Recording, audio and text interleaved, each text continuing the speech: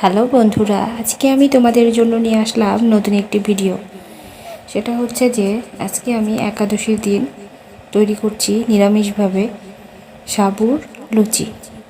তোমরা অনেকে হয়তো অনেকভাবে এটা দেখেছো ইউটিউবে, অনলাইন জগতে সবাই কিছু না কিছু হলেও দেখেছো।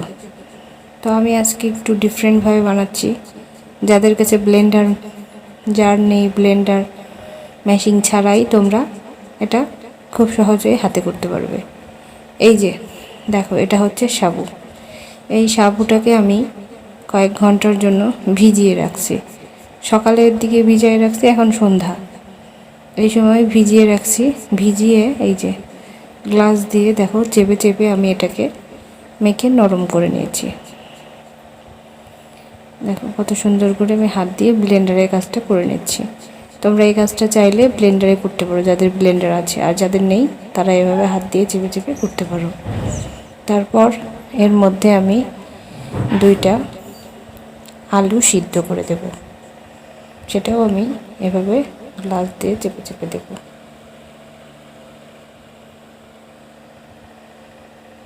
দেখো কতটা মিহি হয়েছে, কত সুন্দর মিহি হয়েছে। এটাকে এখন আমি সাইডে রেখে দিয়ে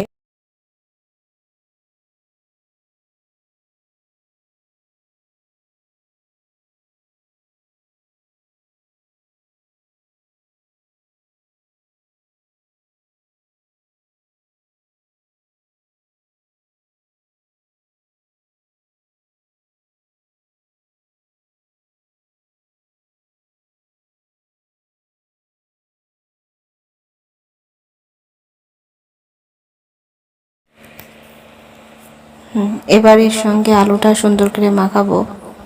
আমি এখানে গ্লাসটা দিয়েই এটে এটে মাখাচ্ছি। তোমরা চাইলে পাটায় বেটে নিতে পারো।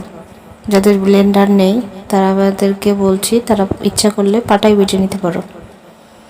এখানে আমার একটু শক্ত থাকার জন্য লুচিগুলো একদম ফুলেনি, কিন্তু অনেক মুচমুচে হয়েছে, যেন পাঁপড়ের মতো খেতে।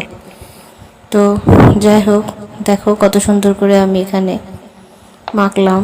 দেবার আঠা আঠা হয়ে গেছে। এবার এর সঙ্গে তেল মিক্স করে আমি একটা ডো বানিয়ে নেব। আগে সুন্দর করে মিক্স করে নেব, তারপর হাতে লেগে থাকার জন্য ডো বানিয়ে নেব।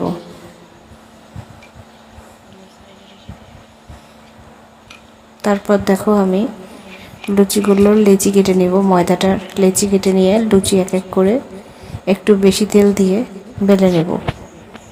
তারপর তেল গরম করে আমি এক এক করে লুচিগুলো ছাড়ব।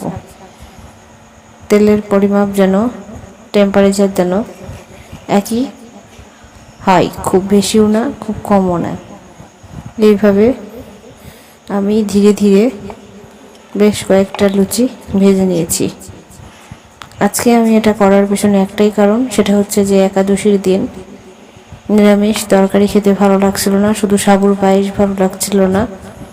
মনে হচ্ছিল মুখরোচকভাবে এই সাবুর লুচিটা তৈরি করতে পারি।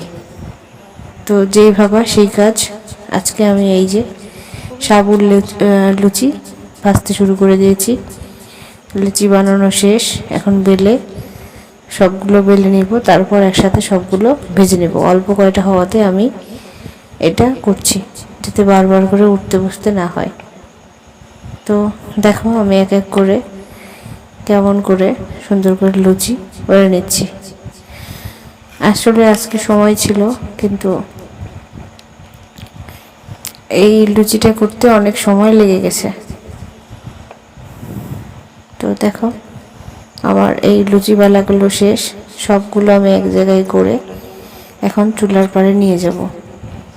আমি এখানে মাটির চুলায় একদম নিরাপদভাবে স্বাস্থ্যসম্মত উপায়ে বানাচ্ছি রান্না। তোমরা ভাজা দেখেই হয়তো বা বুঝতে পারছো কতটা সুন্দর লুচিগুলো হচ্ছে। তো ব্লেন্ডারে যেহেতু ব্লেন্ড করা হয়নি, একটু দানা রয়ে গেছে, সেজন্য লুচিটা পুরোপুরিভাবে ফুলেনি। তো তোমরা চাইলে অবশ্যই লুচিটাকে ভিজিয়ে বা শুকনো অবস্থায় ব্লেন্ড করে নিতে পারবে। ময়দার মতো করেও তোমরা সেমভাবে লুচি বানাতে পারবে সাবু দিয়ে। তো দেখো কত সুন্দর একটা একটা করে দিচ্ছি, তারপর অনেকটাই ফুলেছে। আর সব থেকে ভালো কথা যেটা, সেটা হচ্ছে মুচমুচে হয়েছিল, লুচিগুলো অনেক মুচমুচে হয়েছিল।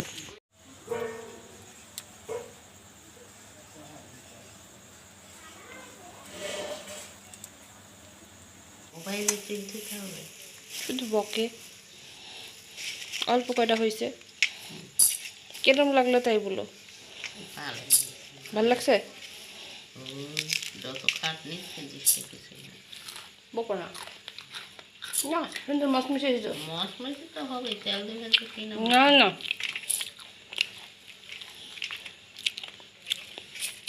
খেতে খানিকটা পাপড়ের রকম হয়েছে। তো প্রথমে 150 টাকা লেগেছিল, ওটি তো ভালো ছিল।